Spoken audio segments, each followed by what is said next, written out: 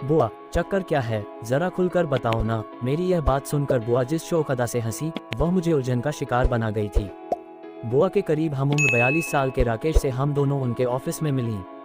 My dear Meena, what a great surprise. उन्होंने खड़े होकर बुआ का स्वागत किया। तुम्हें अचानक सामने देखकर बड़ी खुशी हो रही है। कैसे बना रखा है तुमने अपने को 15 साल पहले जैसा, खूबसूरत, फिट और स्मार्ट। राकेश, तुम्हारे सिर के बाल कम जरूर हुए हैं, पर झूठी तारीफ करके किसी भी स्त्री को खुश करने की आदत अभी भी कायम है। कैसी गुजर रही है जनाब। बुआ ने उनका हाथ हल्के से पकड़कर छोड़ दिया और खुलकर मुस्कुराती हुई कुर्सी पर बैठ गईं। मेरे झूठे परिचय पर जरा सा ध्यान देने के बाद राकेश मुझे जैसे भूल सा गए। उनकी प्रशंसा भरी दृष्टि का केंद्र पूरी तरह से बुआ ही थी। उनके बीच पुरानी घटनाओं व पिछले 15 साल की जानकारियों का आदान प्रदान शुरू हो गया। मेरे लिए यह अंदाजा लगाना बिल्कुल कठिन नहीं था कि राकेश आज भी बुआ के जबरदस्त प्रशंसक हैं। क्या इन दोनों के बीच में पहले कभी कोई प्यार का चक्कर था? ये प्रश्न मेरे मन में अचानक उभरा तो मैं मुस्कुराए बिना नहीं रह सकी। ऑफिस में लंच टाइम चल रहा था। राकेश ने हमारे लिए बढ़िया कॉफी व स्वादिष्ट पेस्ट्री मंगवाए। उनका बस चलता तो वे मारे उत्साह के अपने हाथ से जबरदस्ती उन्हें पेस्ट्री खिलाने लगते। अजय के क्या हाल हैं? राकेश ने फूफाजी के बारे में सवाल पूछा तो बुआ गंभीर नजर आने लगी। बुआ ने उदास स्वर में उन्हें फूफाजी की दिल की बीमारी के बारे में बताया। बिजनेस में इस कारण जो परेशानियां आई थीं, उनकी भी चर्चा की। अपनी हिम्मत और समझदारी के कारण तुमने काफी बिजनेस संभाल लिया है, ये सचमुच खुशी की बात है।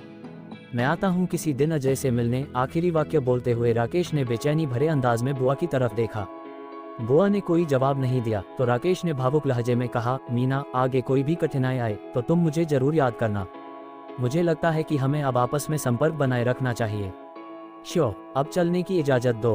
अपना मोबाइल नंबर तो दे दो और जल्द ही फिर मिलने का वादा करके जाओ। राकेश ने आगे झुककर बुआ से हाथ मिलाया और जल्दी से छोड़ा नहीं। कुदरत को मंजूर होगा तो जल्द मिलेंगे।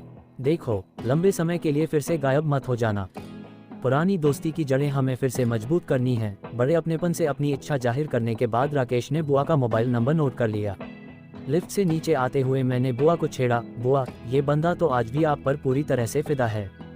था ना आप दोनों के बीच प्यार का चक्कर कभी? बुआ की पैनी नजरों का सामना न कर पाने के कारण मैंने नजरें झुका लीं। मुझे चुप देखकर बुआ ने मुझे समझाया, देख शिखा, तुम्हारी अच्छी सहेली वंदना का भाई तुम्हारी ही तरह शादीशुदा है। कभी तुम दोनों एक दूसरे से प्यार करते थे, पर अब उस प्यार को जिंदा करने की नासमझी मत करो प्लीज। ऐसी कोई बात नहीं है। बुआ, झूठ बोलने के कारण मेरी आवाज बेहद भारी सी हो गई थी। मुझसे असलियत छिपाने का क्या फायदा है? शिखा, तुम मायके आती हो तो उससे मिलने जाती हो। वंदना को तुम्हारी ससुराल में लाने व छोड़ने के बहाने नवीन तुम्हारे पति संजय का भी दोस्त बन गया है। बिल्कुल ऐसी ही परिस्थितियां 15 साल पहले तब थीं जब मैंने मर्यादाओं को तोड़कर राकेश से अवैध संबंध कायम कर लिए थे।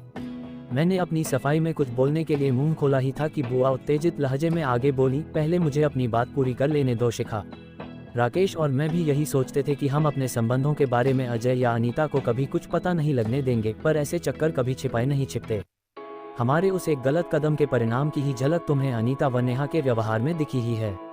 कहीं सारी बात तुम्हारे फूफाजी को मालूम हो जाती तो मेरे वैवाहिक जीवन की खुशियों व सुरक्षा की नींव भी जरूर खोखली हो जाती। अपने जीवन साथी के चरित्र पर लगे धब्बे को भुलाना आसान नहीं होता।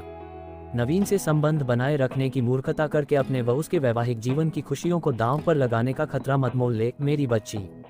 बुआ ने झुककर मुझे अपनी छाती से लगाया तो मेरी आंखों से आंसू बह निकले। मेरा मन अजीब से डर का शिकार हो गया था। रह रह कर अनीता और नेहा की गुस्से व नफरत भरी आंखें याद आ रही थी। संजय को नवीन और मेरे संबंध की जानकारी लग गई तो क्या होगा? इस सवाल का जवाब सोचना शुरू करते ही बदन कांप उठा। माँ ने आपको सब बताकर अच्छा ही किया बुआ। आपकी हिम्मत व समझदारी के कारण जो मुझे देखने सुनने को मिला, उसने मेरी आंखें खोल दी हैं। मैं वादा करती हूँ कि गलत राह पर अब मेरा एक कदम भी और नहीं उठेगा। बुआ को यह वादा देते हुए मेरा आत्मविश्वास लौट आया था और निडर भाव से उनकी आंखों में देख पाना मेरे दृढ़ निश्चय की घोषणा कर रहा था।